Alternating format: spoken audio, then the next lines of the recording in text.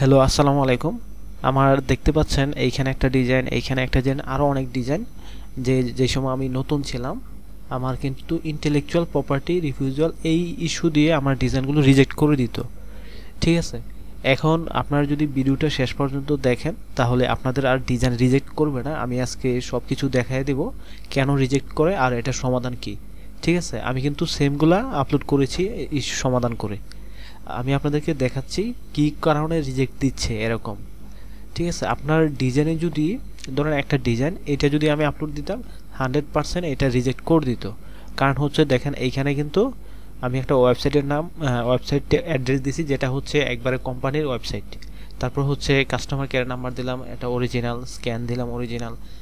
এরকম থাকলে কিন্তু রিজেক্ট করে দিবে, এই ইন্টেলেকচুয়াল প্রপার্টি রিফিউজাল দেখিয়ে রিজেক্ট করে দিবে। তারপর হচ্ছে আপনার ওয়েবসাইটের অ্যাড্রেস যদি উল্লেখ করতে হয় এইখানে আপনি ডেমো দিতে হবে, যেরকম www.example.com। তারপর হচ্ছে মোবাইল নাম্বারের ক্ষেত্রে আপনি এই টাইপেরগুলো ইউজ করতে পারেন, 000000, তারপর হচ্ছে 12345 এরকম, মানে সিরিয়াল অনুযায়ী যেটা আছে এটা ইউজ করতে পারেন।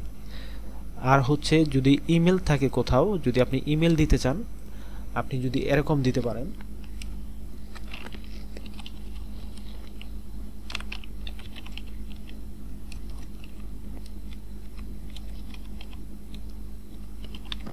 আপনি এরকম দিতে পারেন ইউর ইমেল হিয়ার। ঠিক আছে, ইউর ইমেল হিয়ার @gmail.com এটা দিতে পারেন। তারপর এইখানে আবার দিতে পারেন এক্সাম্পল এইখানেও এক্সাম্পল, জিমেলের জায়গায় example.com দিয়ে দিবেন। ঠিক আছে,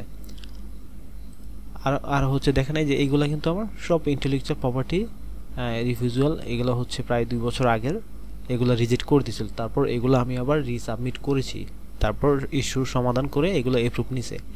ঠিক আছে, যেটা বললাম হচ্ছে আপনি যদি সব কিছু ঠিক করার পরে আপনি চেঞ্জ করে দিয়েছেন, দেন আপলোড দিয়েছেন, তারপরও আপনার সেম ইস্যু দেখাচ্ছে, যদি এরকম হয় যে ইন্টেলেকচুয়াল প্রপার্টি রিফিউজাল এই ইস্যুর দিয়ে আবার ডিজাইনটা রিজেক্ট করে দিছে, সেই ক্ষেত্রে আপনাকে অবশ্যই টাইটেলটা চেঞ্জ করে দিতে হবে। ঠিক আছে, আপনি যেই টাইটেল আগে দিতেন ওই টাইটেলটা চেঞ্জ করে দিবেন, দেন দেখবেন অ্যাপ্রুভ হয়ে যাবে।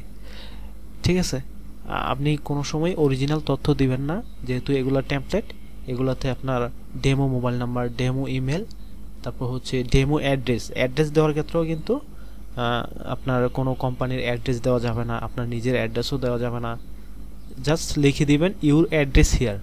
ঠিক আছে, আপনি ডেমো অ্যাড্রেস ইউজ করতে পারেন।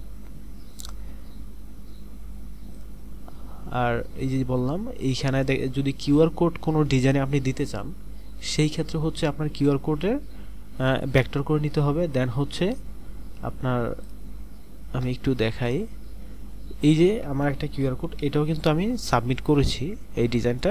আপনার কিউআর কোড এইখানে কি করতে হবে জানেন, আপনার ভেক্টর করে নিতে হবে। এইটা যেহেতু পিএনজি হয়ে গেছে, আপনাকে এই যে এগুলা চেঞ্জ করে দিতে হবে আপনার, যাতে তাদের সফটওয়্যার স্ক্যান করলে এগুলা বুঝতে না পারে এটা যে অরিজিনাল। ঠিক আছে, এগুলো ডেমো ইউজ করতে হবে। এটা আপনি যদি মাঝখানে ডট কিছু ইউজ করে দেন, রেক্টেঙ্গেল ইউজ করে দেন, তাহলে কিন্তু আর এটা বোঝা যাবে না। ওকে, ইন্টেলেকচুয়াল প্রপার্টি রিফিউজাল হয়তো আশা করি আপনাদের আর এরকম সমস্যা হবে না যদি এই পদ্ধতি মেনে আপনারা ডিজাইন দেন। ঠিক আছে, আর যদি ভালো লাগে অবশ্যই চ্যানেলটি ফলো করে রাখবেন, সাবস্ক্রাইব করে রাখবেন। ধন্যবাদ সবাইকে।